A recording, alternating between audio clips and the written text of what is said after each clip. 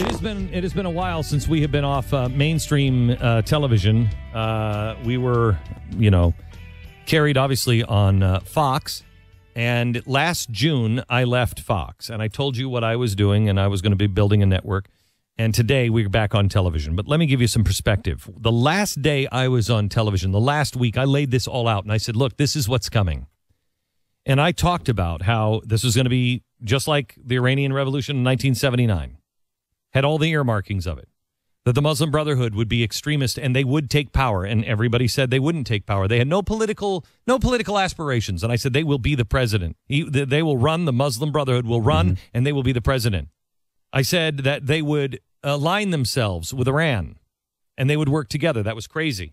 But they wanted an Islamic caliphate, and they would destabilize the entire region and then the world just so they could have, and they'll sort it out in the end if it's going to be Sunni or Shia, but they'll work together at first. That was impossible. That's crazy talk. That'll never happen. Work together with Occupy Wall Street? Work together with Occupy Wall Street. I said they're the same people. They're the same radicals, the same people. Occupy Wall Street is a global movement. It is a movement against the West. And then we have the pictures of the radicals who are in Cairo and dressed up in the they've got Guy Fawkes mask on, and they were the ones that took the embassy yesterday. So it is with the same Occupy Wall Street spirit. The Muslim Brotherhood is in charge of Egypt. The Muslim Brotherhood president Corsi just met with Ahmadinejad.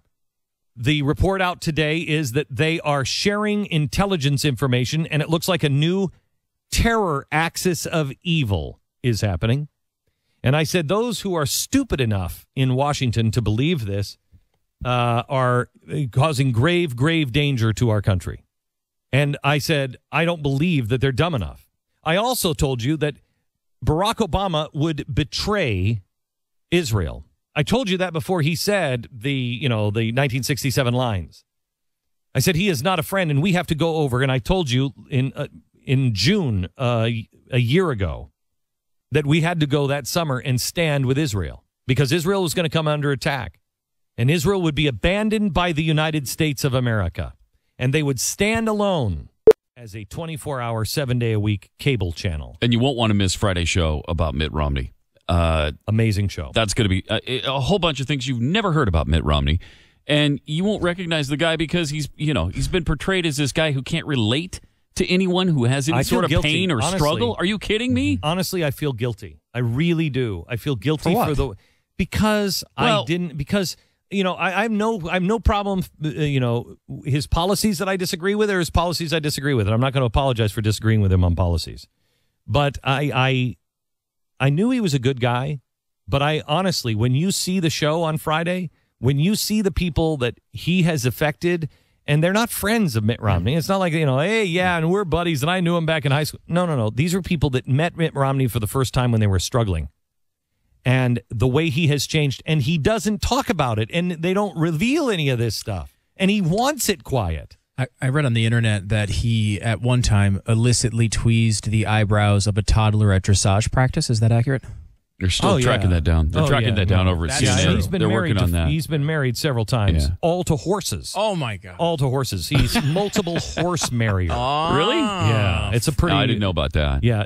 Watch the show on Friday. Is that what goes on in those temples? Oh, my gosh.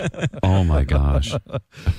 So anyway. So these are the stories, though, that the media actually certainly would tell if this was a Democratic president. I mean, they would be all... Oh, my gosh. Kidding me? Let me tell you something. If Barack Obama had the stuff in his past that Mitt Romney had... He's got zero. I'd believe that he was the Messiah.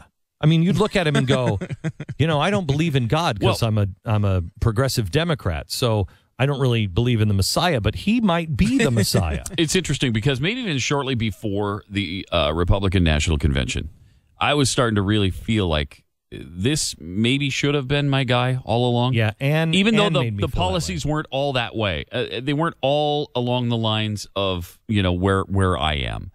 But the guy is such a good guy and the right guy for the right time. And during the convention, it just solidified it to me because I just felt like, okay, especially when he spoke and his wife spoke, I just felt like he was the guy and should have been the guy the whole time. Me too. As That's much as what I I felt. loved Santorum. If you feel this way now, Yeah.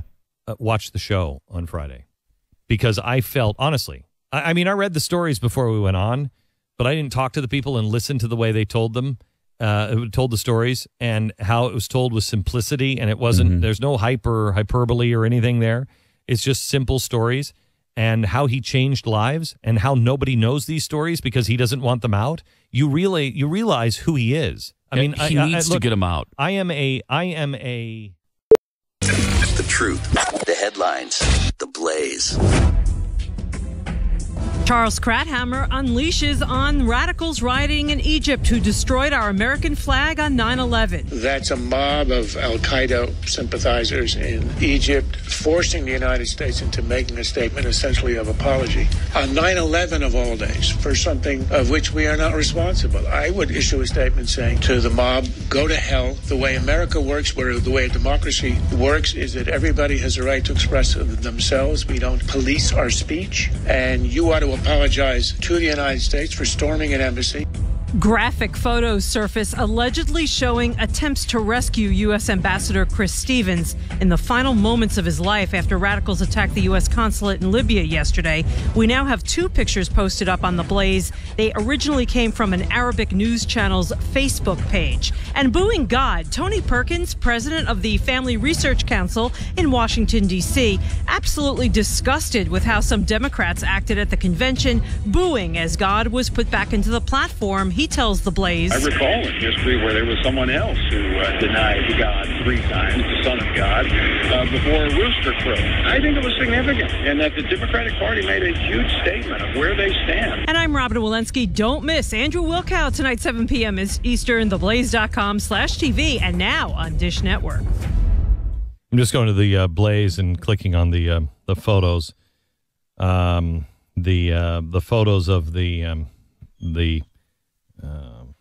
Occupy Wall Street people, the dressed as Occupy Wall Street with a Guy Fawkes mask, the people who actually took the embassy in Egypt, and then the Egyptian photos where they are either dragging or trying to save the U.S. ambassador. Yeah, the claim is they were taking him to the hospital. Yeah, Memory has translated some stuff from there, and it looks like at least that picture was him being dragged to the hospital to be helped. But yeah, I like it when you drag me to the hospital. Well, to be helped is the part of that sentence. It's he not wouldn't exactly have to be helped if we wouldn't have destabilized that entire region. Yeah, well, that's 100% accurate. Can't cry over spilled milk. By the way, Very Canada last week pulled their people from their embassy in Iran, and you're about to see the Middle East spiral out of control. God help us if we put this captain at the helm of the ship another 4 years. God, may he have mercy on our souls. Glenn Beck.